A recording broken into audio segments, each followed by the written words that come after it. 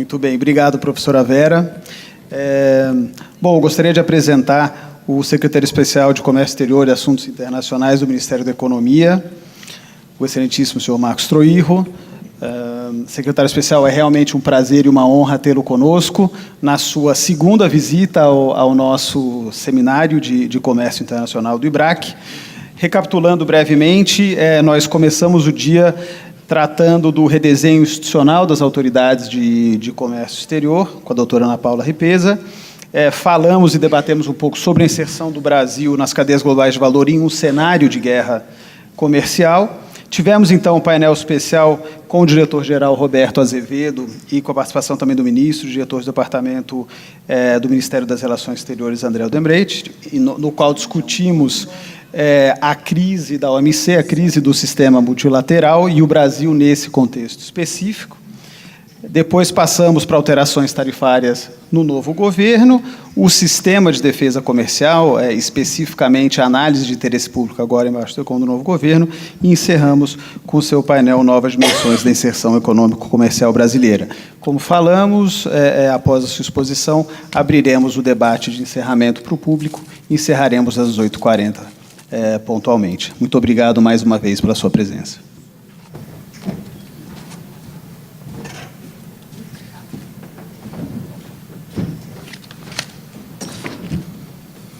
Boa tarde. Obrigado, Francisco, professora Vera. Prazer estar aqui no IBRAC.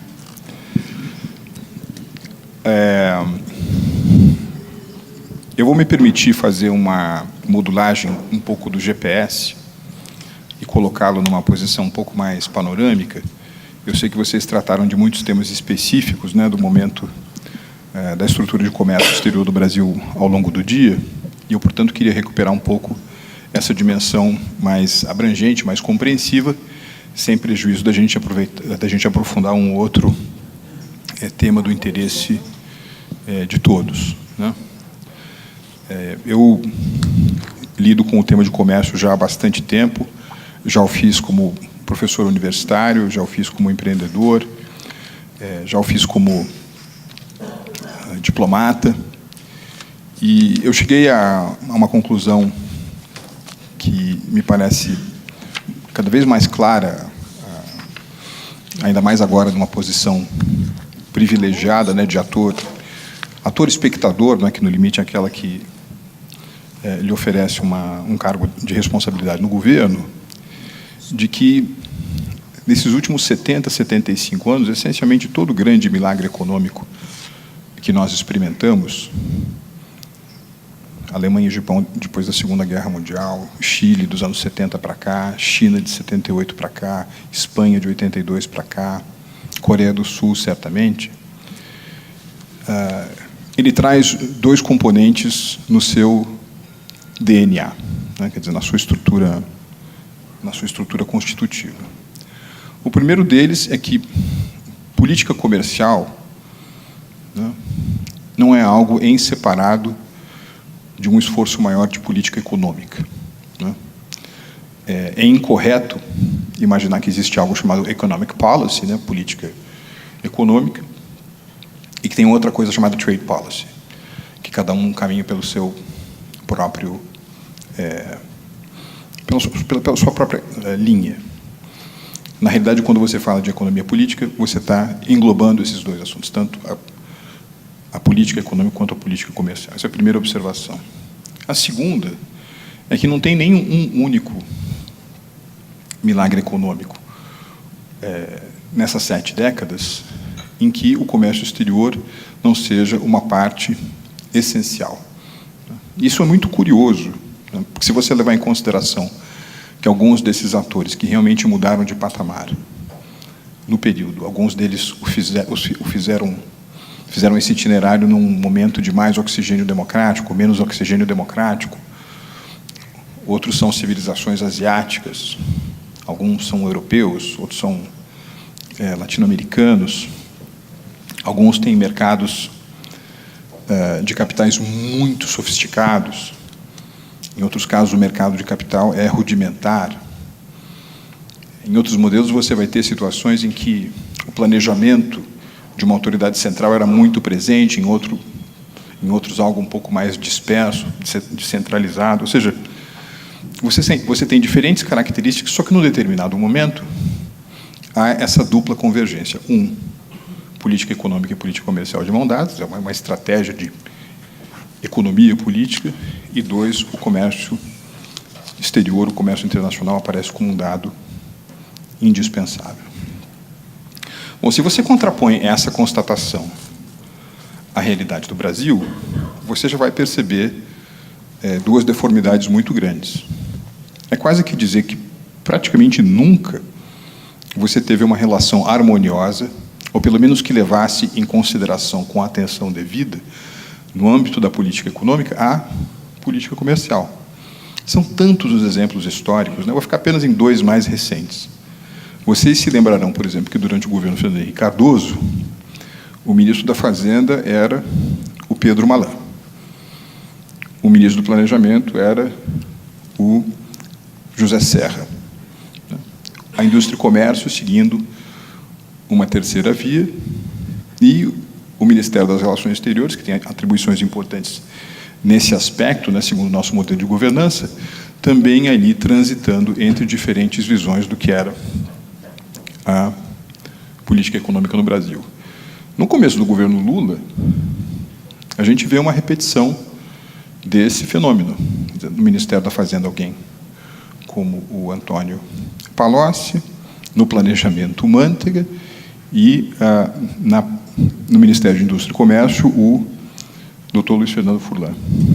Então, mais uma vez, é quase como se a política comercial brasileira tivesse dispersa, né, fora dessa cesta mais importante de preocupações econômicas no Brasil, sempre muito relacionadas aos fenômenos monetários e fiscais, né? Então, ao longo do ano passado, né, durante a campanha presidencial, nas oportunidades que os hoje membros da equipe econômica tiveram de discutir, né, uma nova fase para essa tentativa de melhoria, né, da performance econômica brasileira, a gente levou isso muito em consideração. E provavelmente aquilo que vocês observaram nesses primeiros 3 meses, entre outras coisas, se assemelha muito a uma dinâmica de fusões e aquisições, né? Ministério da Fazenda, Planejamento, Indústria, Comércio e Trabalho, e dependendo do organograma a que você se referir, o Ministério da Previdência Social também estava no quadro. Então, 5 ministérios se transformaram em 7 secretarias especiais, e nós achamos por bem fazer uma área de concentração que englobasse não apenas aquilo que era a Secretaria de Comércio Exterior e a Secretaria Executiva da Câmara de Comércio Exterior do Brasil, mas também as divisões internacionais do antigo Ministério da Fazenda e do Ministério do Planejamento, né? Então, sob essa nova professora Cecinte, Secretaria de Comércio, Secretaria Especial de Comércio Exterior e Assuntos Internacionais, veio também o relacionamento com as tradicionais organizações multilaterais baseadas em Washington, o relacionamento com os bancos plurimultilaterais regionais, o relacionamento com essa família de instituições que nascem também um pouco na contemporaneidade da emergência da economia chinesa, né, o Banco Asiático de Infraestrutura e Desenvolvimento, Banco Asiático de Infraestrutura e Desenvolvimento e o Banco de Desenvolvimento, né, o New Development Bank, o Banco dos BRICS, como outras agendas, o G20, a parte econômica do G20, uma parte importante da lição de casa daquilo que é o nosso caminho também até a OCDE. Então, ao contrário de muitas administrações anteriores no Brasil, política comercial, né, e os temas econômicos internacionais foram para o coração da formulação da política econômica no Brasil. É uma coesão provavelmente inédita na maneira pela qual você estrutura a governança desse setor tão importante no país. E essa não é apenas uma questão de organograma, é uma questão também de substância, né? O indicado para presidir o BNDES chegou a essa posição pelo ministro da Economia, o do Banco do Brasil também.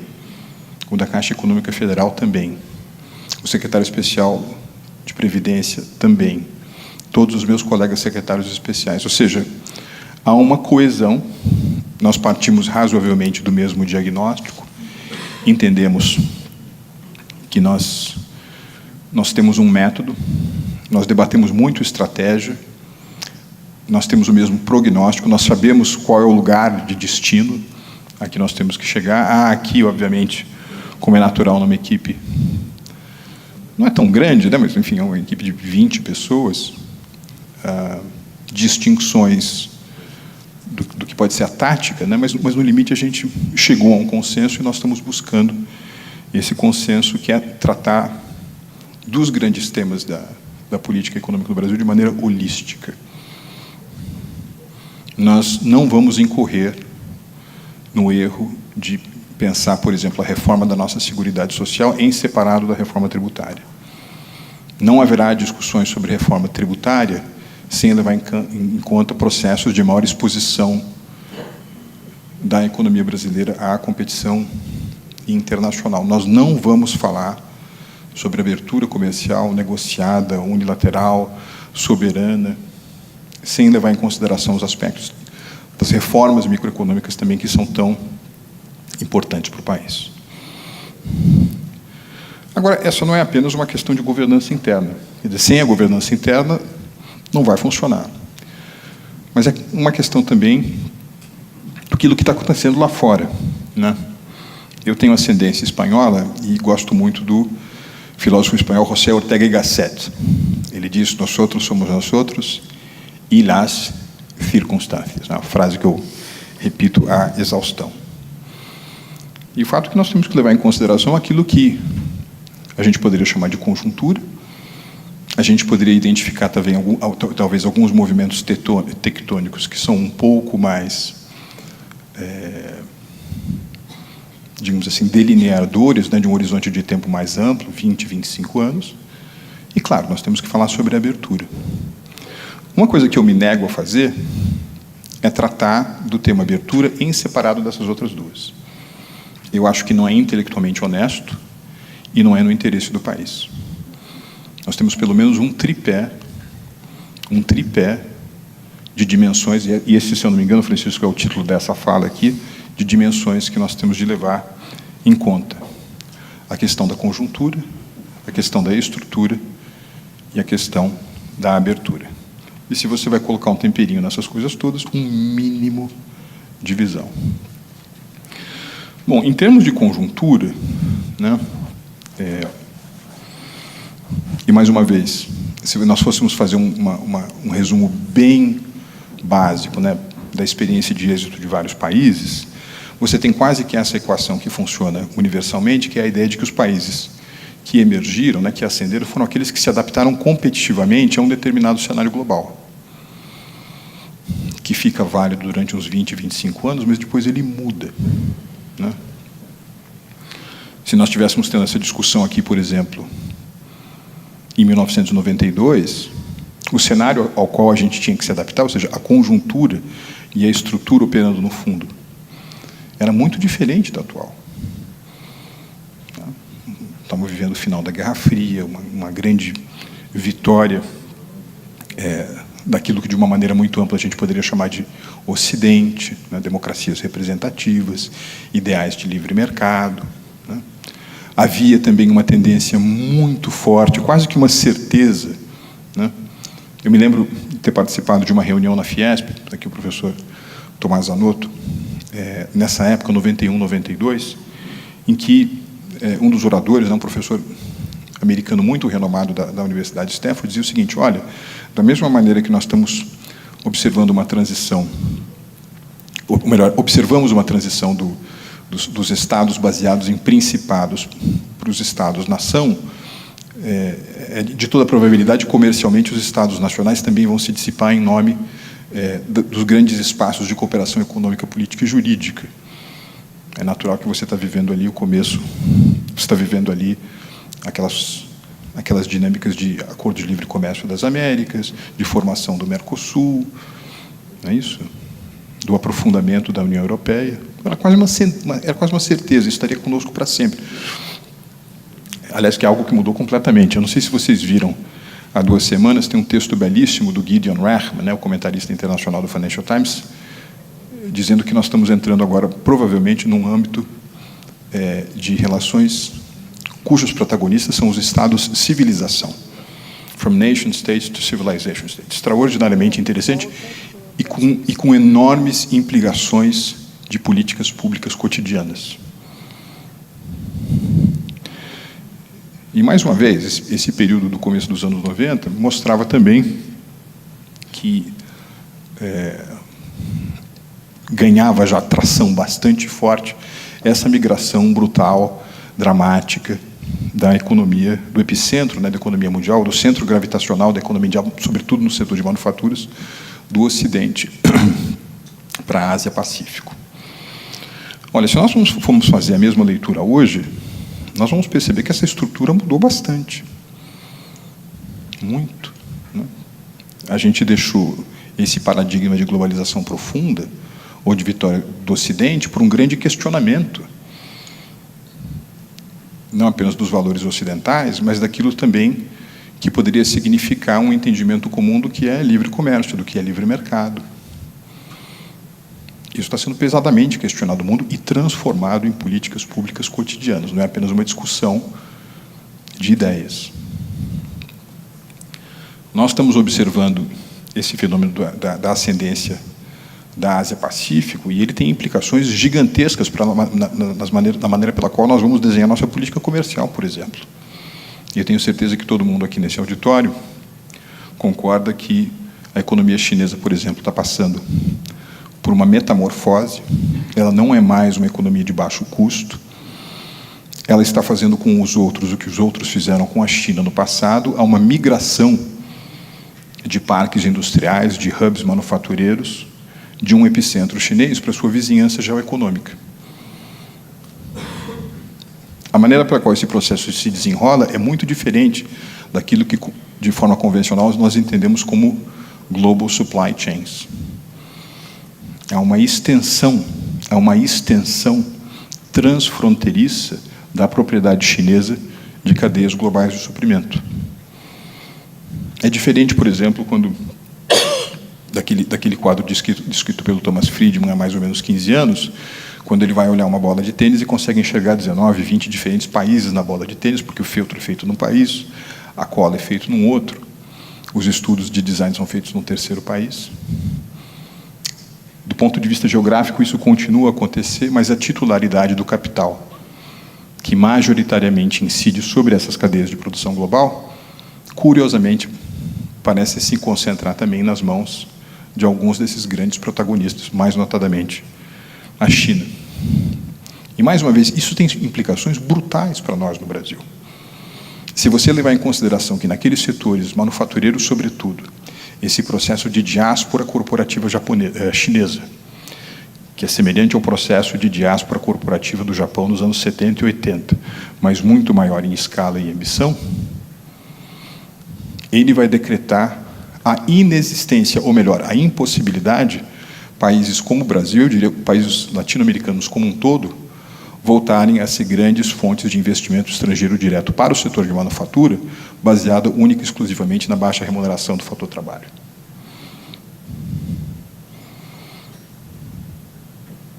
Por razões óbvias. Em setores em que o fator trabalho ainda é um componente decisivo da lucratividade das empresas, esses países de renda média baixa do entorno chinês são os grandes destinos, os grandes absorvedores desse tipo de investimento.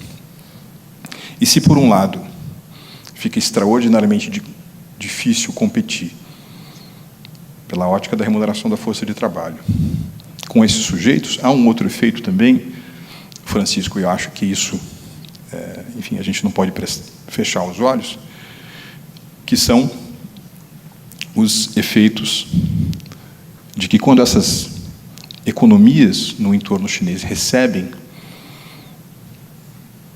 esse parque produtivo, o efeito sobre o seu crescimento econômico nos próximos 5, 10 anos é muito vigoroso. Nós estamos vivendo uma situação em que provavelmente 1,3 bilhão de chineses, 1,3 bilhão de chineses, 300 milhões de indonésios, mais uma cacetada de gente no Paquistão, no Vietnã, etc. Economias que, na média, têm um PIB per capita de cerca de 4, 5 mil dólares, vão crescer mais do que 5% ao ano, todo ano, durante os próximos 10, 15 anos. E outro dia eu aprendi um negócio super interessante chamado de regra de 72. Alguém aqui já ouviu falar o que é isso, regra de 72? É o seguinte, professora, você quer saber a que taxa percentual um país tem de crescer ao ano para que ele possa dobrar a sua renda per capita? Então, vamos supor que o país está crescendo a uma média de 7,2% ao ano. 72 dividido por 7,2, 10. Demora 10 anos. Leva 10 anos para você dobrar a sua renda per capita. Então, se vocês estão de acordo com o diagnóstico de que as economias dessa região do mundo vão crescer mais do que 5% ao ano, vai levar aí uns 13 anos para eles dobrarem de tamanho. E quando você dobra de tamanho, a partir de uma base tão baixa, 4, 5 mil dólares, sabe o que você faz com a renda incremental? Você come mais, você exponencia o seu consumo de calorias, você multiplica por muitas vezes o seu investimento em infraestrutura. E mais uma vez, por que isso é importante para o desenho da política comercial brasileira? Nós nos acostumamos com uma certa narrativa de que o mundo viveu um boom de commodities muito associado a esse aclive da economia chinesa no mundo e que esse fenômeno acabou. Nós perdemos mais um boom de commodities. Eu acho que nós deveríamos seriamente considerar que é uma mudança estrutural no mapa de demanda do mundo e que essa opção de acumular grandes reservas a partir de renda exportadora de bens agrícolas e minerais para os países do Sudeste Asiático estará conosco durante muito tempo. Outro elemento que está na estrutura / conjuntura. Né? Muitos fizeram uma aposta no declínio da economia americana. Né?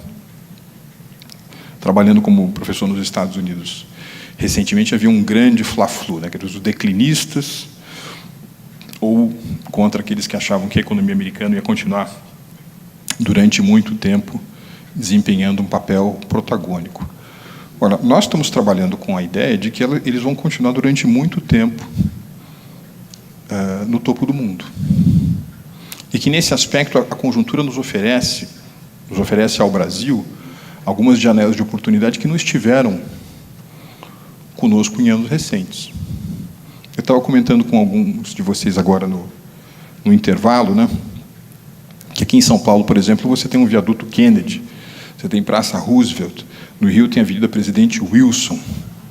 Né? Tem uma grande fraternidade, uma grande amizade, né, entre esses que são os dois maiores países, as duas maiores democracias, as duas maiores economias das Américas, e em algum momento isso se perdeu. O Jango decorou Che Guevara nos anos 70, depois teve aquele flerte do Jango com uma outra China, aí depois vieram os anos 70 e o tipo de política externa que nós praticamos, as nossas ideias de se tornar também uma potência nuclear. Nos anos 80 veio o Defoe. Nos anos 90 havia uma certa coincidência entre o presidente Clinton e o presidente Fernando Henrique Cardoso. Não é isso? Uma empatia. Em inglês se diz birds of the same feather. Né? No entanto, as condições objetivas não estavam dadas. Por exemplo, o presidente Clinton nunca recebeu o Trade Promotion Authority do Congresso americano, que é uma peça essencial para que o executivo possa negociar acordos comerciais.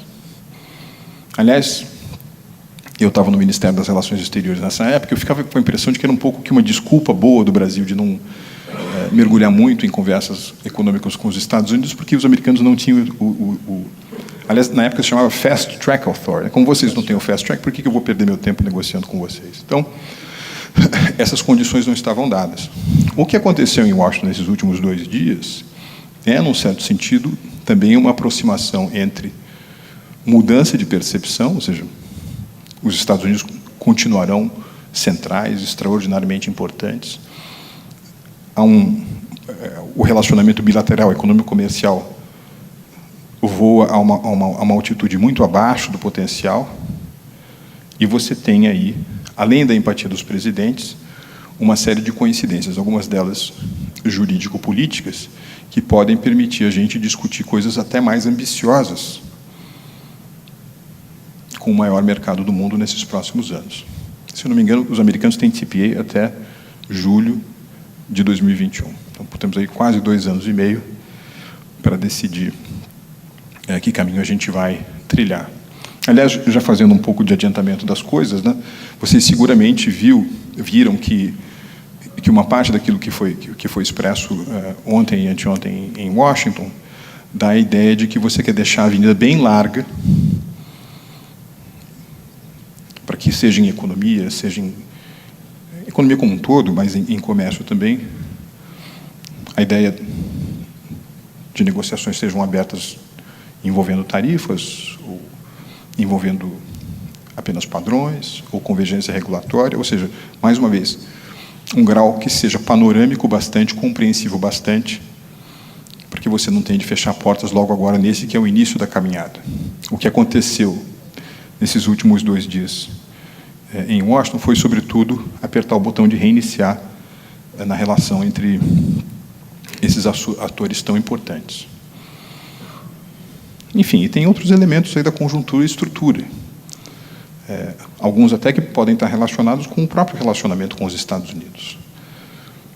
Nós temos que repensar o Mercosul, não é isso? Nós temos que rever a tarifa externa comum.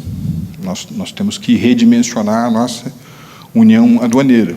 Nós temos que rediscutir a possibilidade dos países exercerem a sua individualidade negociadora, eventualmente fazendo de tal individualidade, ou a ausência dela, não uma imposição estatutária, mas sim uma opção, dependendo do tipo do parceiro e do tipo da negociação na qual você vai mergulhar. Então, esses são alguns elementos, mais uma vez, da estrutura e conjuntura que nós temos de levar em consideração. Quando você coloca a realidade interna brasileira, e particularmente a governança ou a estratégia que você tem dentro desse quadro maior, algumas coisas são bem claras. Por exemplo, ao contrário talvez até do que fosse o nosso ímpeto baseado em princípios, nós temos de fazer coisas de maneira gradual. E talvez a gradualidade aqui seja menos uma questão de tempo ou de proporção, e mais função dos bons resultados que você obtém ou não obtém em outras frentes econômicas. Todos aqui estão familiarizados com aquela tese da tempestade perfeita, né, que surgiu alguns anos atrás. Ou seja, o Brasil estava passando por um processo de impeachment, inflação indo para 2 dígitos, estourando o tripé macroeconômico, nova matriz econômica a todo galope, do lado de fora, queda do preço relativo das commodities, fim do ciclo do chamado afrouxamento quantitativo, quase que uma certeza, né, de que os bancos centrais das economias mais maduras vão subir taxas de juros. Esses sujeitos, né, Estados Unidos e Europa voltando a crescer, então, portanto, prestando menos atenção para o potencial de países latino-americanos como destino de investimento, ou seja, um cenário de tempestade perfeita. Mas, dependendo daquilo que ocorrer nos próximos 24 meses, eventualmente o que teremos, Francisco, é justamente o contrário. E a possibilidade de um dia de sol perfeito. Por um lado, você coloca a bola para rolar na Previdência. E isso tem um número piso, 1 trilhão de economia. Você tenta recolocar ao poder da classe política, e particularmente do legislativo, o desenho orçamentário do país. Autonomia e independência do Banco Central, reformas microeconômicas, simplificação tributária. Por progressiva abertura comercial como sinônimo não apenas de diminuição de tarifas e cotas, mas também da adesão do Brasil àquilo que a gente considera serão os grandes pontos cardeais dos acordos comerciais do futuro. Eu aprendi com a professora Vera Torstensen que o futuro não é sobre tarifas e cotas. O futuro é sobre padrões. Então vejam aqui que interessante como, ao contrário daquilo que a gente pode pensar, existe uma grande convergência entre a agenda de construção das posições econômico-comerciais do Brasil e a agenda, por exemplo, o processo de acessão do Brasil à OCDE. Que, aliás, se tem uma coisa que a OECD is about, ela é sobre standards. Então, você se engaja nessa maratona de critérios para fazer parte do clube, e se, de repente, você não leva nenhuma bola preta, do ponto de vista político, e você fez a sua lição de casa técnica, quando você vai ver no final desse processo, você está muito mais apto a jogar o jogo das novas geometrias comerciais, mais uma vez do futuro, que serão sobre padrões. Como é que você se relaciona com propriedade intelectual, com compras governamentais, com legislação ambiental, com legislação trabalhista. Nós estamos atentos a isso. E isso implica também o desenho de muitas das nossas estruturas internas, né? Nós precisamos preparar a nossa governança para esses desafios. Por exemplo, eu tenho certeza que vocês discutiram aqui um pouco da CAMEX, né? Quando você olha no papel, né, eu senti muito isso, ou no setor privado, ou na diplomacia, ou na academia.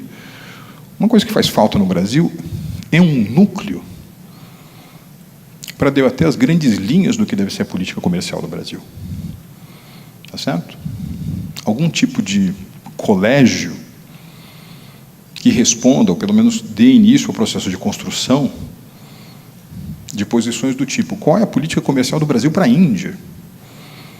Qual é a política comercial do Brasil para propriedade intelectual relacionada a serviços? Qual é a política comercial do Brasil em termos relacionados ao blockchain? O que a gente quer do comércio com a África subsaariana, de acordo com linhas ideológicas não terceiro-mundistas? Nós precisamos fazer isso no Brasil. Então, eu gosto muito de ver a composição das pautas, por exemplo, dessa CAMEX que nós estamos construindo, muito mais orientadas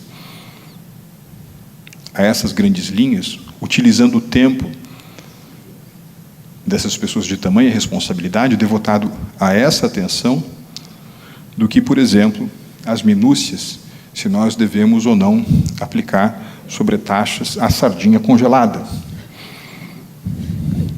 Por mais importante que seja esse peixe, independente do seu grau de temperatura,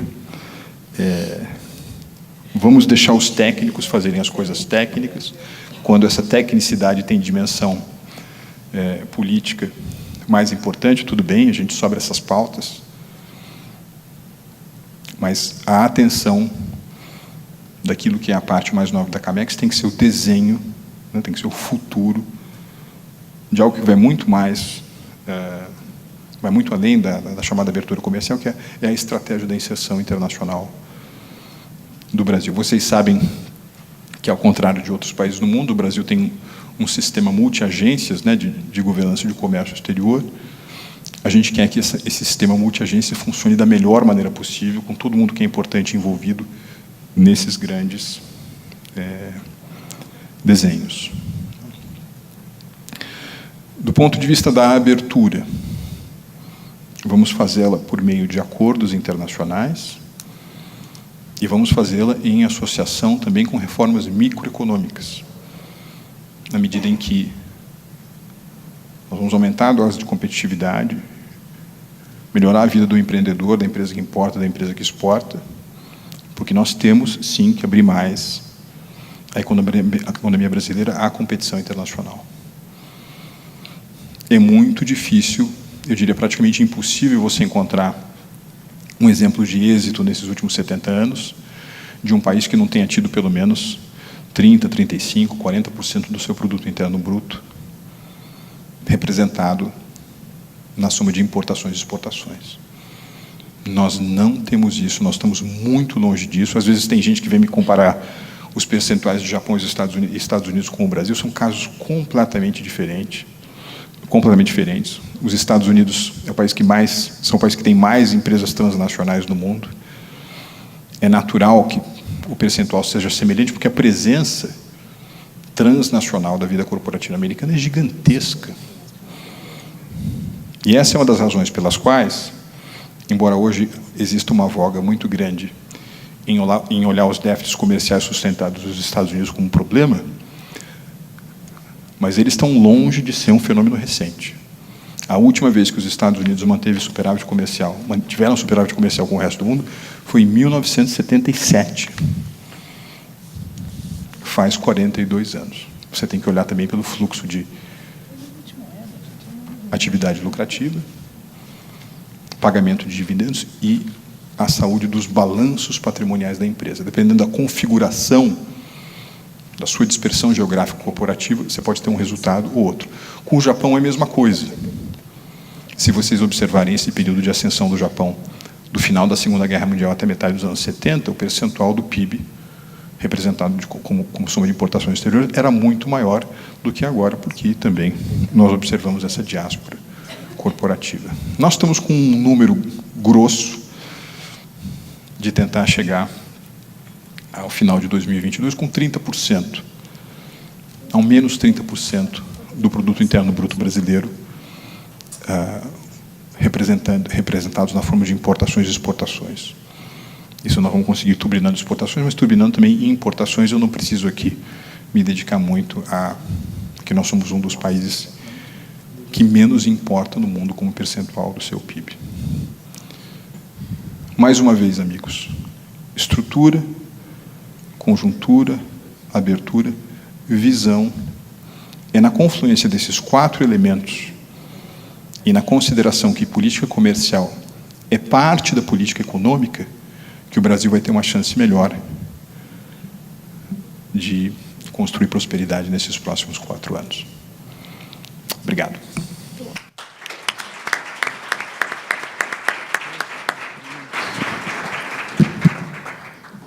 Doutor Toija, muito obrigada. Eu acho que as suas palavras foram esclarecedoras. Era exatamente isso que esse grupo gostaria de ouvir, um pouco da ordem geral, né, de o que o Brasil vai enfrentar. Eu acho que o recado mais importante, e que espero que todos tenham notado, é que nós vivíamos e nós criamos as regras de comércio, etc., gente, num mundo que já não existe mais. Quer dizer, não adianta a gente ficou muito claro hoje com o diretor-geral que a própria OMC está em crise, né, tá pensando um novo papel dela, todos os organismos internacionais estão em crise, que a profissão de vocês está em crise, que o antidumping não vai ser mais o que vocês estudaram tantos anos, e esta mudança eu acho que vocês têm que começar a adotar na própria vida de vocês. Vocês são jovens, como eu brinco muito, vocês têm certeza que os advogados vão ter profissão? Agora que eu li que os juízes todas as decisões dos juízes vão ser feitas por computador, então vamos ver o que a gente... Os casos de antidumping vão ser feitos por computador, provavelmente. Então, por favor, abram, né, as suas mentes. Doutor Rijo, usando aqui o meu poder de moderadora, né, eu acho que a visão que nós estávamos esperando, o senhor já deu, e aí, aproveitando, então, um pouquinho mais de detalhe do que significa, o que pode significar para o Brasil, em termos, né, de comércio, principalmente em termos de comércio, esse posicionamento, acho que entre esse mundo que se avizinha, que está claro que vai ser dos Estados Unidos com China, uma disputa muito grande.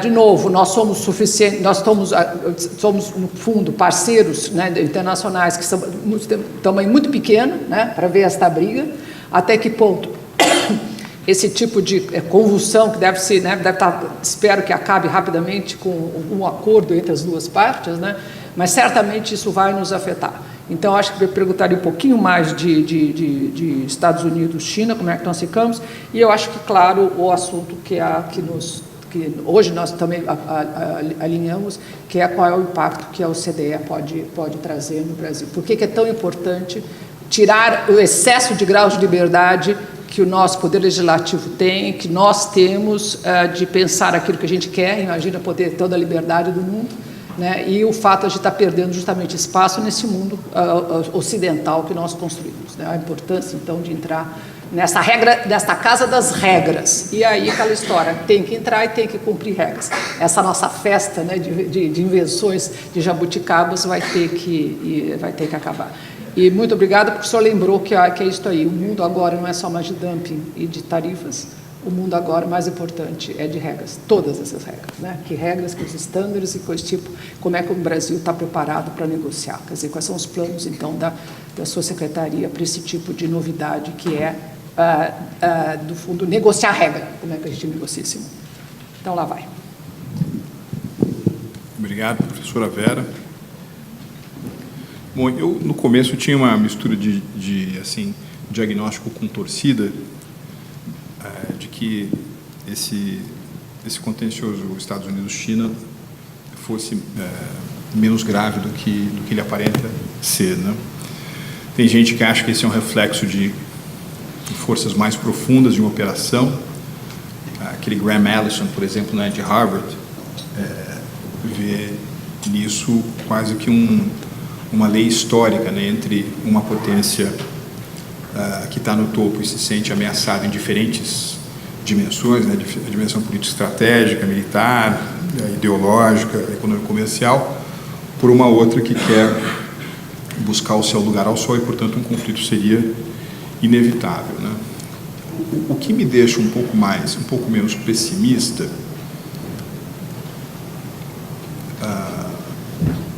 e que pode assim nos conduzir à ideia de que esse é um processo de ajuste severo, né, duro, mas que ele tende a se resolver, é que o grau de interdependência entre essas duas economias é gigantesco, né? Aliás, para fazer um exercício um pouco mais amplo, né? Tem um país chamado Austrália, que é um país, enfim, fica na Oceania, né, mas ele é muito ocidental, né, na sua filiação civilizacional, etc. Qual é o maior parceiro comercial da Austrália? Bom, o investimento se você sobe um pouquinho, se você subir um pouquinho, você vai encontrar um outro país ali na Ásia muito, muito dinâmico, né, muito rico, e que tem uma rixa histórica bravíssima com a China, né? É um país chamado Japão. Aliás, seria difícil pensar, né, em dois povos que têm um acervo de rusgas tão constante, né, e tão virulento quanto o Japão e a China. Então, qual é o principal parceiro comercial do Japão? Aliás, alguém aqui sabe como é que fala a Segunda Guerra Mundial em chinês? Guerra do povo chinês contra a agressão japonesa. Você está discutindo com alguém e fala assim, meu pai nasceu durante a Segunda Guerra Mundial. A maneira pela qual você diz isso em chinês mandarim, né, é dizer o seguinte, olha, meu pai nasceu durante a guerra do povo chinês contra a agressão japonesa. Bom, aí Estados Unidos e China. Qual é o principal parceiro comercial da China? Qual é o principal parceiro comercial dos Estados Unidos? Qual é o principal destino de investimento estrangeiro direto americano no mundo? Qual é o principal destino de investimento direto chinês no mundo? O grau de interdependência é gigantesco.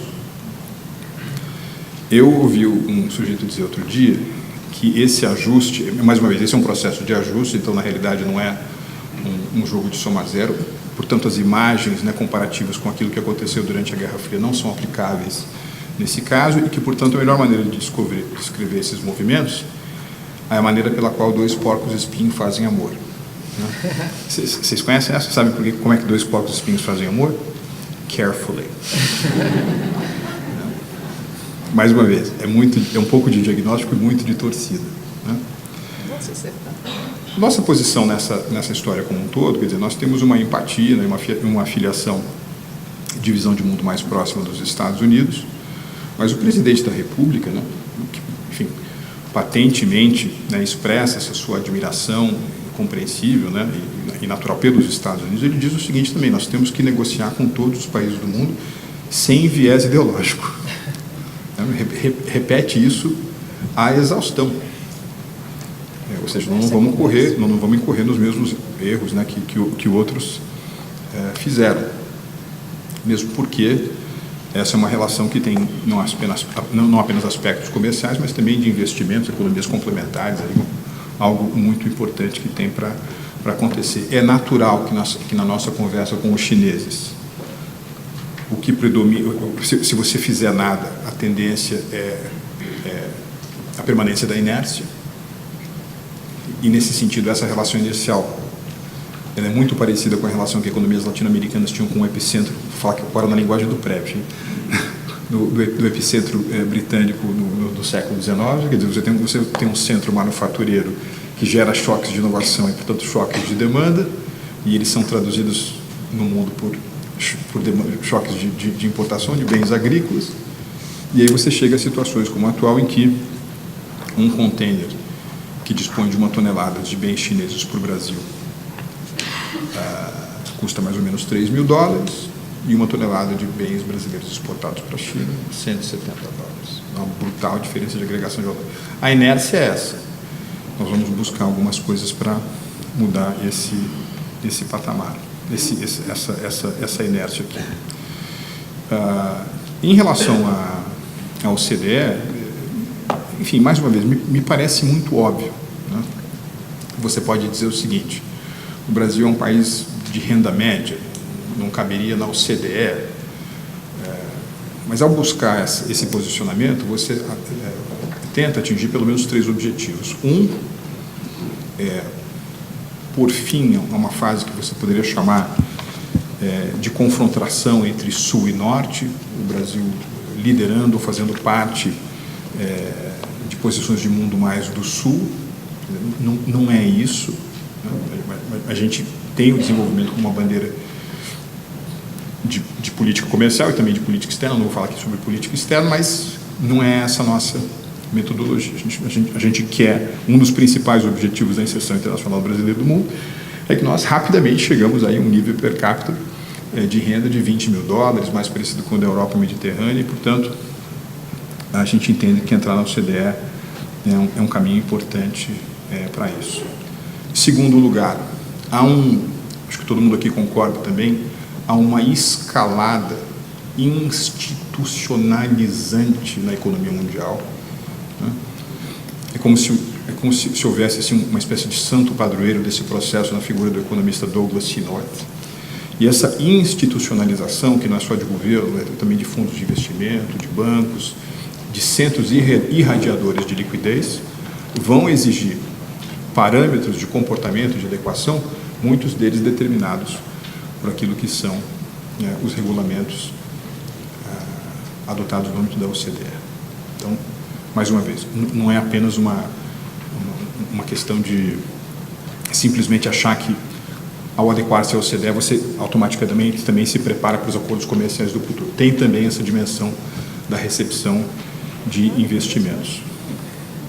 E tem também a terceira dimensão, que tem um pouco que ver com a velha sabedoria de que o sapo pula quando tem necessidade, né? Ou seja, é utilizar esse farol da OCDE como também um catalisador do processo interno de reformas. Aí, já me antecipando talvez a uma questão que vocês seguramente discutiram aqui durante o dia, que é esse reconhecimento como país em desenvolvimento no âmbito da OMC. Muito disso, enfim, é do tempo que amarrava cachorro com linguiça, né? Quer dizer, muito ainda relacionado àquela ideia de indústria infante e que, portanto, o desenvolvimento de alguns é um obstáculo para o desenvolvimento de outros, que você precisa buscar regimes especiais, porque isso é o que, no limite, vai fazer a possibilidade de ascensão de países de menor desenvolvimento relativo. Você não tem um único caso de emergência de renda per capita turbinada pelo comércio que tenha sido feito majoritariamente por conta de um desses regimes especiais do velho GATT. Nenhum.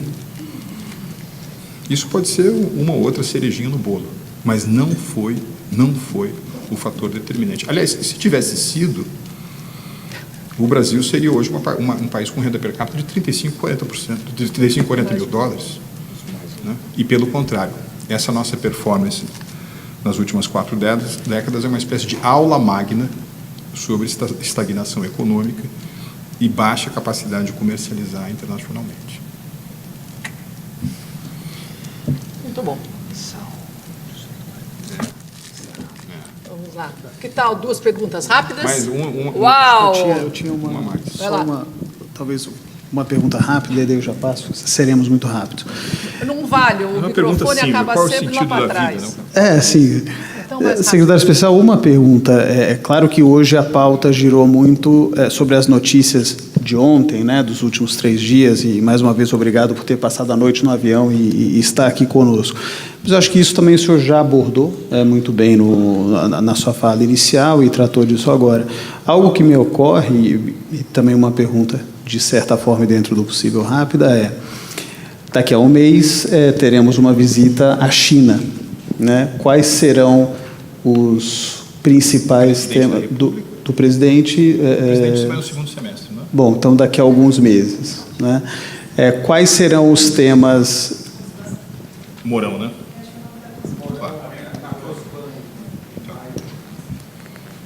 Seja agora, seja nos próximos meses, quais são os principais temas que o Brasil pretende tratar de forma um pouco mais concreta com a China?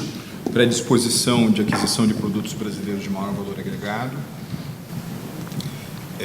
fortalecimento da agregação de valor ao setor agroalimentar, por meio da joint venture com parceiros da Ásia e de outros do mundo, utilização de mecanismos regionais entendidos por América Latina, né? Que possa ter aporte de capital disponível para infraestrutura na China e dos bancos multilaterais do Sudeste Asiático. Vou dar um exemplo aqui. Fala-se muito, por exemplo, da ferrovia bioceânica. Né? E, informalmente, assim, antes dessa função que eu estou exercendo agora, eu conversei muito com os chineses do Development Bank of China sobre esse assunto e tal, e eles diziam o seguinte: olha, sabe por que a gente ainda não investiu nisso? Não, porque vocês não querem, não faz sentido, vocês não se remuneram, o projeto não é economicamente viável.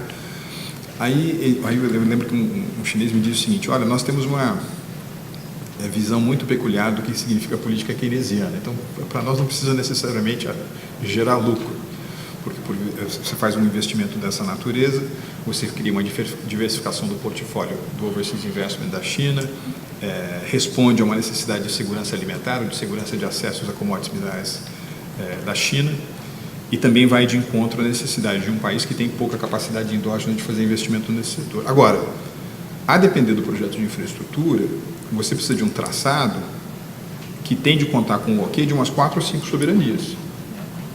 Por exemplo, nessa ferrovia bioceânica, se você entra pelo litoral do Atlântico, né, a depender do desenho, você pode resolver um problema histórico no Paraguai, que é o acesso ao mar, né? Depois você pode fazer uma saída, né, na forma de garfo duplo, um indo para o Peru, um indo para o Chile, e mais uma vez, para você entregar um blueprint dessa natureza, você precisa da coordenação e da concordância de 4 ou 5 países. E curioso que a gente nunca utilizou os instrumentos político-diplomáticos que a gente dispõe na América Latina para fazer isso, ou seja, coordenação para aproveitar os grandes estoques de liquidez disponíveis para projetos de infraestrutura que estão aí, não é só no Sudeste Asiático, no Oriente Médio, também em outras partes do mundo, Europa. Então, enfim, esse é um tipo de coisa. Essa, aliás, eu diria que até uma nova vocação, ou uma antiga vocação que jamais encontrou expressão para esses mecanismos, como é o caso do Mercosul e assim por diante. Mas eu acho que é isso. Então, é uma combinação uma combinação de agregação de valor, com investimentos em infraestrutura. E o que mais? Bom, e tem essa questão toda dos bancos multilaterais, é importante. O Brasil vai fazer o presidente dos BRICS a partir de agosto do ano que vem. Tem a questão da participação do Brasil no AIIB. É isso. Eu vou ter que ir embora. Depois a gente continua. Perfeito. Os 2 perguntadores aqui me conhecem bem. Perfeito. Então, secretário especial, mais uma vez, muito obrigado. Foi uma honra para todos nós. Agradeço a todos pela presença no seminário de hoje. Professora Vera, muito, muito obrigado. Tem sido uma honra ajudar a organizar esse seminário nos últimos 4 anos. Muito obrigado. Encerrou? Passa a batuta.